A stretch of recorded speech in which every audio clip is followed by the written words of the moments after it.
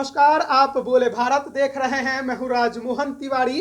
बिहार में स्थानीय निकाय कोटे के 24 सीटों पर एमएलसी के चुनाव आज संपन्न हो गए हैं। लगभग 98% वोटिंग हुई और अब तक की जो खबरें हमें मिल रही है उसके अनुसार लगभग यानी अधिकतर सीटों पर लड़ाई आमने सामने की है, लेकिन कुछ ऐसी सीटें हैं जहां पर लड़ाई त्रिकोणीय बन रही है। कहीं पर लोजपा रामविलास के उम्मीदवारों ने इसे त्रिकोणीय बनाया है, तो अधिकतर कुछ सीटों पर निर्दलीय प्रत्याशियों ने इसे त्रिकोणीय बनाकर एमएलसी के चुनाव को दिलचस्प कर दिया है। अब बात हम करेंगे 2022 यानी इस वर्ष हुए एमएलसी चुनाव जो संपन्न हुआ उसमें हार जीत के समीकरण की, लेकिन उससे पहले बात पिछले चुनाव 2015 की भी करनी जरूरी हो गई है ताकि कंपेयर करना आसान हो। 2015 में बिहार की राजनीति आप सभी जानते हैं कि पूरी तरह से बदली हुई थी। उस दौरान एनडीए में बीजेपी रालोसपा जो उपेंद्र कुशवाहा की पार्टी थी, अब जेडीयू में उसका विलय हो गया है, और लोजपा रामविलास पासवान की पार्टी, इन तीनों का गठबंधन था। ये तीनों एनडीए में थे। दूसरी तरफ बिहार में पहली बार महागठबंधन बना था जेडीयू, आरजेडी और कांग्रेस का। उस चुनाव में अगर देखा जाए तो बीजेपी ज्यादा सीटों पर जीती नजर आई। 11 सीटों पर उसे जीत मिली और 1 सीट पर एलजेपी को जीत मिली, यानी एनडीए गठबंधन 12 सीटों पर जीत दर्ज करता है। वहीं दूसरी तरफ आरजेडी 4 सीटों पर, जेडीयू 5 सीटों पर और कांग्रेस 1 सीट पर जीत दर्ज करता है, यानी लगभग 10 सीटों पर, और 2 सीटों पर निर्दलीय को जीत दर्ज मिलती है, जिसमें एक पटना के रीतलाल यादव पटना सीट से जीतते हैं और दूसरे कटिहार से अशोक कुमार अग्रवाल। अब रीतलाल यादव तो विधायक बन गए हैं आरजेडी के दानापुर से, वहीं दूसरी तरफ अशोक कुमार अग्रवाल इस बार भी मैदान में है, लेकिन बीजेपी के टिकट पर। यानी उस समय समीकरण पूरे बदले हुए थे, लेकिन इस बार जब 2022 में चुनाव हुए तो समीकरण फिर बदल गए। यानी पुराने वाले समीकरण जेडीयू बीजेपी एक साथ, लेकिन महागठबंधन के लिए समस्या ये खड़ी हो गई कि कांग्रेस ने अकेले और चुनावी मैदान में उतरने की सोची, क्योंकि आरजेडी ने गठबंधन में जगह नहीं दिया जितने सीटों की उनकी डिमांड थी। सीपीआई की तमाम पार्टियां यानी कम्युनिस्ट पार्टियां आरजेडी के साथ इस बार एमएलसी के चुनाव में साथ नजर आई। अब बात कर लेते हैं सीटों के समीकरण की कि किस सीट पर किसका क्या हाल है। तो सबसे पहले आपको बता दें कि इस बार के एमएलसी चुनाव में आरजेडी 23 सीटों पर चुनाव लड़ रही थी, सीपीआई 1 सीट पर, इन दोनों का गठबंधन था। बीजेपी 12 सीटों पर, जेडीयू 11 सीटों पर और लोजपा से टूटकर अलग हुई राष्ट्रीय लोजपा 1 सीट पर एनडीए की तरफ से मैदान में थी। वहीं कांग्रेस अकेले 15 सीटों पर मैदान में थी। लोजपा रामविलास चिराग पासवान की पार्टी 5 सीटों पर मैदान में और मुकेश सहनी की पार्टी 7 सीटों पर मैदान में उतरी। हालांकि इसके अलावा मुकेश सहनी ने 2 निर्दलीय प्रत्याशियों को भी समर्थन दिया। लगभग 187 उम्मीदवार इस बार चुनाव लड़ रहे थे। इस बार के चुनावी जो तमाम आंकड़े हमारे सामने आए उसने ये भी हमें बताया कि किस प्रकार से एक दूसरे को मात देने के लिए जो उम्मीदवार थे उन्होंने रणनीतियां बनाई। 1 सीट पर कई नाम मैदान में, एक ही जैसे कई नाम मैदान में, लोग अलग अलग लेकिन एक जैसे नाम, क्योंकि इसमें सिंबल तो मिलता नहीं है, केवल उम्मीदवार का नाम होता है और उसकी फोटो होती है। ऐसे में वोटों को बिगाड़ने के लिए एक ही नाम के कई प्रत्याशी अलग अलग सीटों पर उम्मीदवारी देते नजर आए, और हो सकता है कि ये जो डमी नाम थे जो मैदान में उतरे थे केवल खेल बिगाड़ने के लिए दूसरों के, वो हार जीत के समीकरण में एक अलग भूमिका निभा सकते हैं। अब बात कर लेते हैं पटना की सीट की। पटना की सीट पर कुल 6 उम्मीदवार मैदान में थे। कार्तिकेय कुमार सिंह उर्फ मास्टर साहब आरजेडी के टिकट पर मैदान में, अनंत सिंह के करीबी।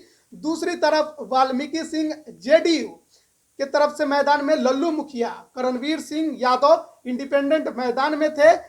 इन तीनों के बीच में यहां पर लड़ाई थी। 3 अन्य प्रत्याशी भी मैदान में थे, पर प्रमुख लड़ाई इन तीनों के बीच लल्लू मुखिया करणवीर सिंह यादव आरजेडी से टिकट के लड़ाई में नजर आए, लेकिन टिकट नहीं मिला। कार्तिकेय सिंह को आरजेडी ने टिकट दे दिया तो नाराज होकर इंडिपेंडेंट मैदान में उतर गए। यादव वोट बैंक में सेंधमारी की पूरी कोशिश की। तेजस्वी ने पटना के कई चुनावी सभाओं में नाम लिए बगैर सीधे सीधे इन पर हमला बोला था और कहा था कि कुछ लोग हैं जो चुनावी समीकरण को बिगाड़ने की कोशिश में हैं, तो ऐसे लोगों से बचकर रहना जरूरी है। लेकिन यहां पर सबसे बड़े फैक्टर साबित हो सकते हैं रीतलाल यादव, जो 2015 में चुनाव इंडिपेंडेंट सीट पर जीते और वो भी जेल में रहकर 1000 से अधिक वोटों से। ऐसे में सबसे बड़ा फैक्टर वही है कि रीतलाल यादव किसके पक्ष में है। रीतलाल यादव वैसे तो चुनावी जनसभाओं में कार्तिकेय सिंह के दिखाई दिए, चुनावी भाषण भी दिए, लेकिन वो भी इस आड़ में दिखाई दे रहे थे कि उनके भाई पिंकू यादव को यहां से टिकट मिल जाए। हालांकि मिला नहीं, लेकिन बावजूद इसके चुनावी जनसभाओं में वो नजर आए। हालांकि लोग ये जरूर कहते हैं कि अंदर से वो निराश ही थे। तो रीतलाल यादव किसको सपोर्ट करते हैं? अगर उन्होंने कार्तिकेय सिंह को सपोर्ट किया तो कार्तिकेय सिंह की जीत यहाँ पर सुनिश्चित आपको नजर आएगी। वाल्मीकि सिंह यहाँ पर एक बार पहले एमएलसी रह चुके हैं, लेकिन 2015 के एमएलसी चुनाव में वो तीसरे नंबर पर गए थे। तो इस बार लड़ाई में जरूर है, पर जीत उन्हें मिल पाए ये कहना थोड़ा मुश्किल है। कहा यह जा रहा है, जो हमें खबर मिल रही है उसके अनुसार, कि आरजेडी के कार्तिकेय सिंह का पलड़ा इस सीट पर थोड़ा भारी नजर आ रहा है। वहीं बात करें नालंदा की तो कुल उम्मीदवार 5, वीरमणि कुमार आरजेडी से, रीना देवी जेडीयू से, जो कि निवर्तमान एमएलसी भी है, पिछली दफा भी उन्हें जीत मिली थी। लोजपा रामविलास ने नरेश प्रसाद सिंह को यहां से उम्मीदवार बनाया। जो खबर मिल रही है, जो वहां के हमारे लोकल रिपोर्टर हैं, उनका कहना है कि रीना यादव जेडीयू की जो उम्मीदवार है वो यहां से आगे बढ़ती दिखाई दे रही है। वहीं बात करें गया की तो गया से नागेंद्र कुमार, जिन्हें रिंकू यादव के नाम से भी जाना जाता है, वो आरजेडी की उम्मीदवार, मनोरमा देवी जो कि निवर्तमान एमएलसी हैं जेडीयू की तरफ से उम्मीदवार, सत्येंद्र कुमार जो लोजपा रामविलास के उम्मीदवार हैं, उन्होंने इस चुनावी समीकरण को त्रिकोणीय बनाने की यहां पर कोशिश की है। लेकिन इसके अलावा एक इंडिपेंडेंट कैंडिडेट है मनोरमा देवी। ये खड़ी इसलिए की गई है ताकि मनोरमा देवी का जो वोट है उसे बिगाड़ा जा सके। लेकिन यहां पर लड़ाई कहा जा रहा है कि रिंकू यादव, मनोरमा देवी और सत्येंद्र कुमार के बीच है, लेकिन एक बार फिर पलड़ा मनोरमा देवी का यहां पर भारी नजर आ रहा है। वहीं बात करें औरंगाबाद की सीट की तो औरंगाबाद की सीट पर कुल 3 उम्मीदवार मैदान में। अनुज कुमार सिंह आरजेडी से, जो कि पहले जेडीयू में थे लेकिन हाल ही में कुछ महीने पहले ही आरजेडी में शामिल हुए हैं, वो मैदान में है। दिलीप कुमार सिंह बीजेपी से मैदान में है, क्योंकि राजन कुमार सिंह जो 2015 में यहां से चुनाव जीते थे, राजन सिंह, उन्होंने इस बार चुनाव लड़ने से मना कर दिया। तो ऐसे में दिलीप कुमार सिंह को बीजेपी ने उम्मीदवार बनाया। और एक और कैंडिडेट है अनुज कुमार सिंह, जो इंडिपेंडेंट मैदान में उतरे हैं। समझ सकते हैं क्यों उतरे होंगे, डमी कैंडिडेट के तौर पर है। तो जाहिर बात है कि चुनावी समीकरण आरजेडी का बिगाड़ने के लिए इन्हें खड़ा किया गया है। लेकिन जो खबर है उसके अनुसार अनुज कुमार सिंह आरजेडी के जो उम्मीदवार हैं उनका पलड़ा इस सीट पर भारी नजर आ रहा है। वहीं बात करें नवादा की तो नवादा, जो कि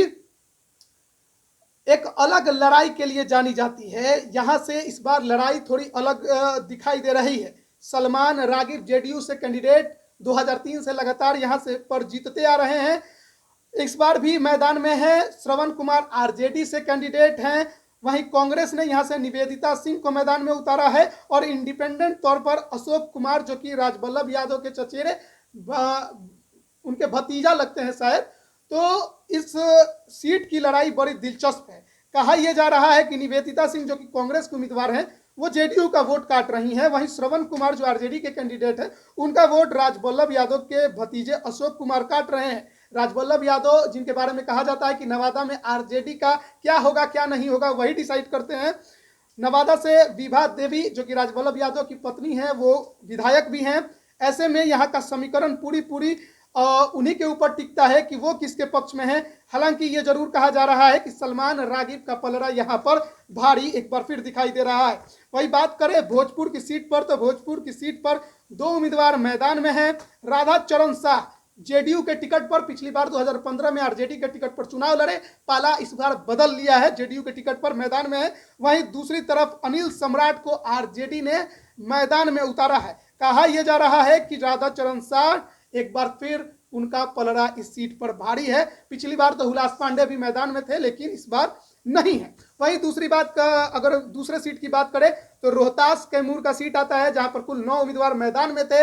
यहां पर अगर बात करें तो आरजेडी ने कृष्णा कुमार सिंह को मैदान में उतारा, बीजेपी ने संतोष कुमार सिंह जो कि निवर्तमान एमएलसी है यहां से वो मैदान में, एलजेपी से रविशंकर पासवान जो कि इन्होंने इस मुकाबले को त्रिकोणीय बनाने का प्रयास किया, कांग्रेस ने विनोद पांडे को मैदान में उतारा और वीआईपी ने गोविंद बिंद को मैदान में उतारा है। लेकिन लड़ाई कहा जा रहा है कि दो के बीच, आरजेडी और बीजेपी के बीच। रविशंकर पासवान ने थोड़े बहुत जरूर, जो कि लोजपा रामविलास के कैंडिडेट है, उन्होंने वोट बैंक अपनी तरफ करने की कोशिश की, लेकिन उसमें बीजेपी के जो वोटर हैं उन्हीं को अपने पाले में किया है। ऐसे में आरजेडी के कृष्णा कुमार सिंह का पलड़ा ये सीट पर भारी बताया जा रहा है। वहीं बात करें सारण की तो सारण से इस बार कुल 8 उम्मीदवार मैदान में है। सुधांशु रंजन पांडे आरजेडी से, लालू प्रसाद यादव यहां पर मैदान में चुनाव लड़ते दिखाई दे रहे हैं।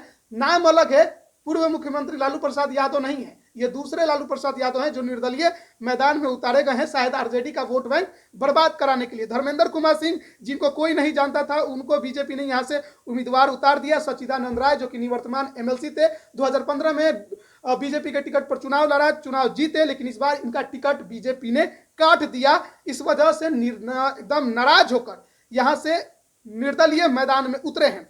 सुशांत कुमार सिंह को कांग्रेस ने उतारा है और बाल मुकुंद चौहान को वीआईपी ने मैदान में उतारा है। लड़ाई त्रिकोणीय है यहाँ पर। जो सच्चिदानंद राय हैं वो चूंकि निवर्तमान एमएलसी हैं तो जाहिर है कि उनका एक वोट बैंक होगा।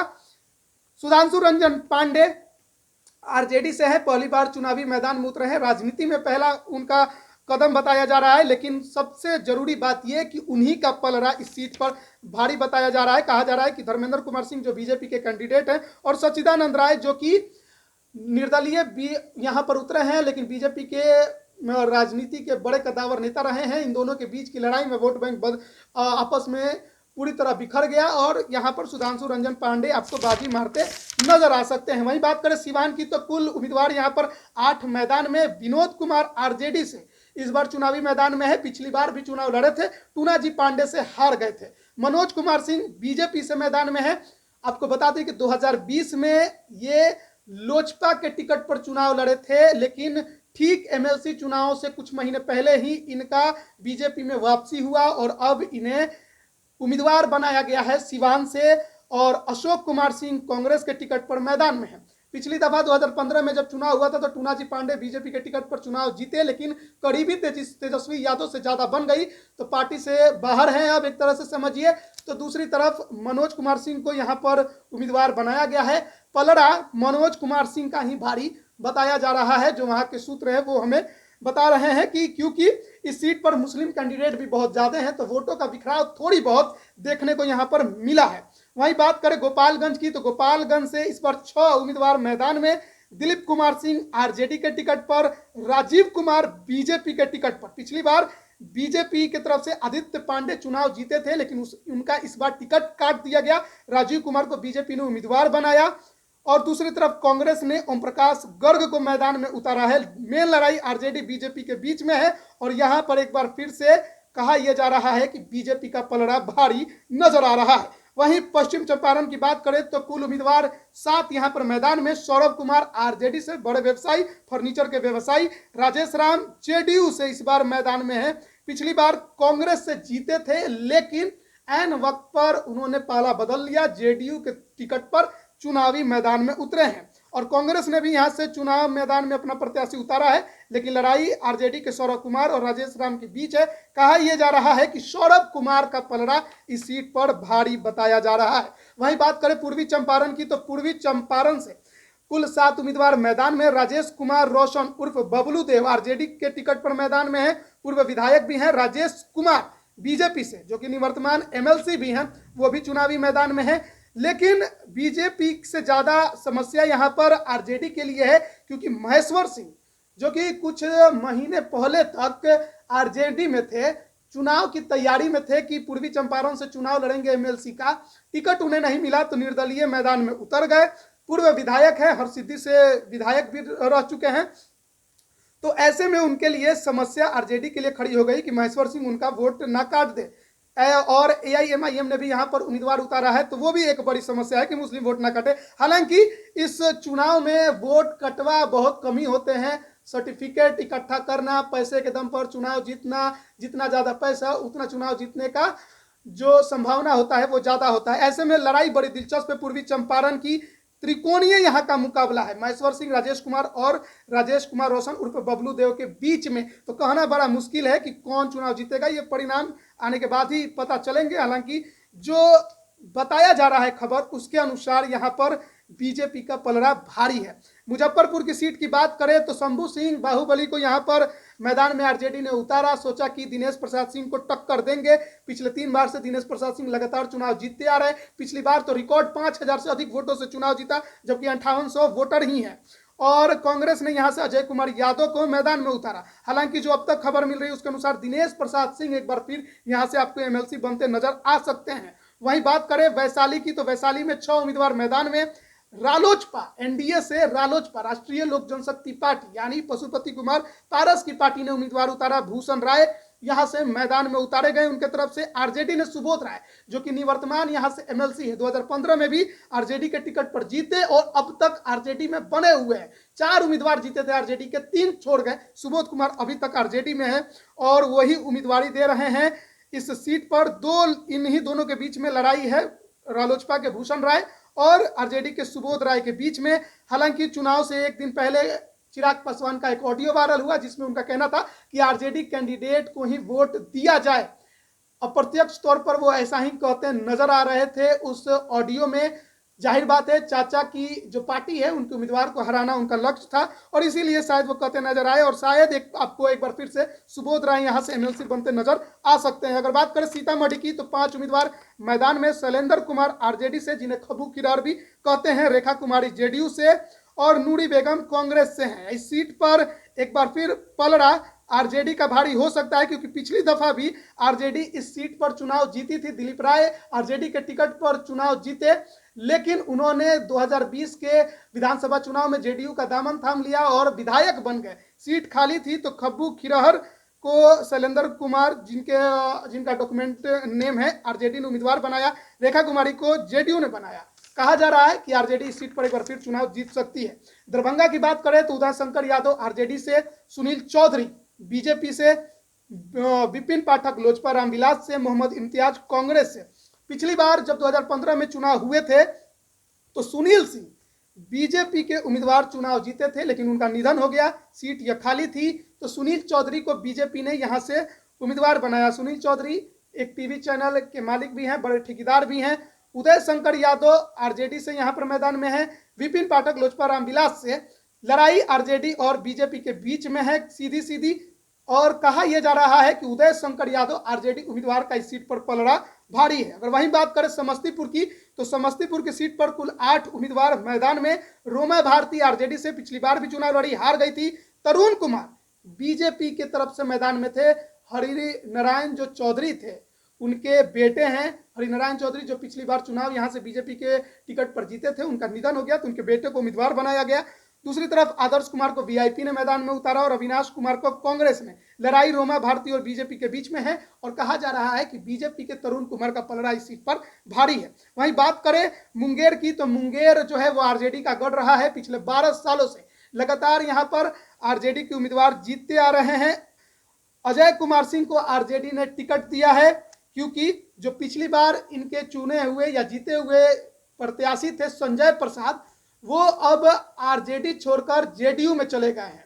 2020 में चकाई की सीट से चुनाव भी लड़ा जेडीयू के टिकट पर, लेकिन निर्दलीय सुमित सिंह से चुनाव हार गए। इस बार एमएलसी का भी उन्हें टिकट दिया गया है जेडीयू के तरफ से। और लड़ाई आरजेडी और जेडीयू के बीच है।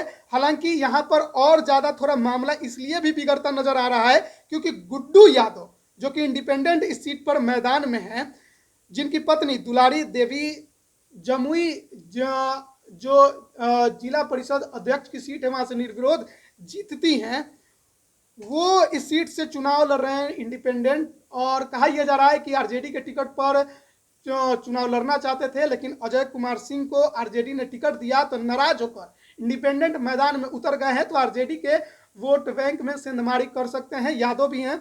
लेकिन दूसरी तरफ संजय प्रसाद के लिए भी मुश्किलें ये बढ़ चुकी हैं कि जो सुमित कुमार सिंह, जिन्होंने उन्हें चकाई के विधानसभा सीट में निर्दलीय हराया था, वो अपनी पत्नी को जेडीयू के टिकट पर चुनाव इस सीट से लड़ाना चाहते थे, लेकिन ललन सिंह नहीं माने।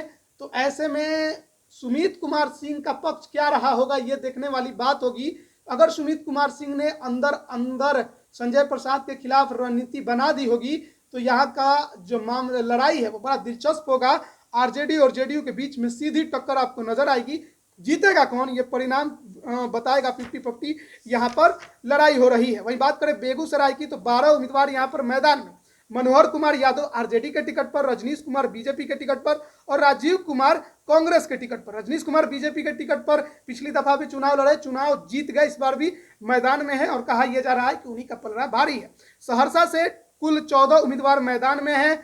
सहरसा वही सीट है जहां पर पिछली बार 2015 में लोजपा की तरफ से नूतन सिंह ने जीत दर्ज किया था, लेकिन जीतने के बाद वो बीजेपी में शामिल हो गई। नीरज कुमार बबलू जो बिहार सरकार में मंत्री हैं, उनकी पत्नी है, एक बार फिर बीजेपी के टिकट पर मैदान में उतरी हैं। वहीं दूसरी तरफ अगर बात करें तो यहां से अजय कुमार सिंह आरजेडी के टिकट पर मैदान में उतरे हैं। लोजपा रामविलास की तरफ से गंगा सागर, जिन्हें छन्नी यादव भी कहते हैं, वो भी मैदान में उतरे हैं और चंदन कुमार वीआईपी के टिकट पर मैदान में उतरे हैं। लड़ाई यहाँ की बड़ी दिलचस्प है, त्रिकोणीय बना है बीजेपी, आरजेडी और लोजपा रामविलास के बीच में। कहा यह जा रहा है कि इस सीट पर भी नूतन सिंह जो बीजेपी के उम्मीदवार हैं, उनका पलड़ा भारी है। अगर बात करें अगले भागलपुर बांका की सीट की तो कुल 7 उम्मीदवार मैदान में। यहाँ पर मामला त्रिकोणीय बना दिया है निर्दलीय सिंपल यादव ने। सिंपल यादव वही है जो मनोज यादव की पत्नी है, जेडीयू विधायक है, पूर्व में एमएलसी भी रह चुके हैं मनोज यादव, और सिंपल यादव पूर्व जिला परिषद अध्यक्ष भी है, लेकिन निर्दलीय ताल ठोक रही हैं। तो इस सीट का जो समीकरण है वो त्रिकोणीय है। विजय कुमार सिंह जेडीयू से चुनाव लड़ रहे हैं और संजय कुमार सीपीआई महागठबंधन की तरफ से सीपीआई को ये सीट गई है और संजय कुमार उम्मीदवार है। कहा यह जा रहा है कि संजय कुमार का पलड़ा इस सीट पर भारी है। अगर बात करें मधुबनी की सीट पर तो बड़ी हॉट सीट है। यह सीट पहले 2015 के चुनाव में बीजेपी के खाते में थी। बीजेपी के सुमन कुमार महासेठ यहां से चुनाव भी जीते, लेकिन इस बार के चुनावी समीकरण में यह सीट जो है एनडीए के तरफ से जेडीयू के खाते में चली गई। तो जेडीयू ने यहां से उम्मीदवार बनाया विनोद कुमार को, जो पिछले बार भी यहां से चुनाव लड़े, चुनाव हार गए थे। मोहम्मद मेराज आलम को आरजेडी ने उम्मीदवार बनाया, लेकिन सुमन कुमार महासेठ जो कि निवर्तमान एमएलसी थे, वो जीती हुई सीट को छोड़ कैसे देते, बड़े पैसे वाले भी हैं, तो उन्होंने इंडिपेंडेंट मैदान में अपने आप को उतार दिया। लेकिन इतना ही लड़ाई नहीं है।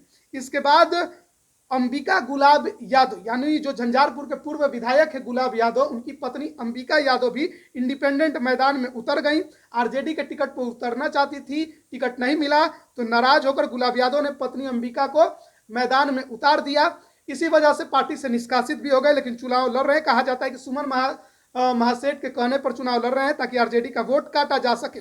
लड़ाई बड़ी दिलचस्प है, लेकिन कहा जा रहा है कि निर्दलीय सुमन कुमार महासेठ यहां से आगे निकल सकते हैं। अब बात करते हैं पूर्णिया की सीट की। पूर्णिया में इस बार 7 उम्मीदवार मैदान में हैं। आरजेडी ने अब्दुस सुबहान को मैदान में उतारा है। दिलीप कुमार जायसवाल जो पिछली बार भी यहां से चुनाव जीते थे बीजेपी के टिकट पर, वो एक बार फिर मैदान में उतरे हैं। श्यामानंद सिंह वीआईपी के टिकट पर और तौसीफ आलम कांग्रेस के टिकट पर मैदान में है। कहा यह जा रहा है कि दिलीप कुमार जायसवाल जो बीजेपी के उम्मीदवार हैं, उनका पलड़ा इस सीट पर एक बार फिर से भारी नजर आ रहा है। वही बात करें कटिहार की तो कटिहार में कुल 8 उम्मीदवार मैदान में। कुंदन कुमार आरजेडी के टिकट पर मैदान में है। अशोक कुमार अग्रवाल जो पिछली बार निर्दलीय मैदान में उतरे थे, चुनाव जीते भी थे, लेकिन बाद में बीजेपी में शामिल हो गए, तो बीजेपी के टिकट पर मैदान में उतरे हैं।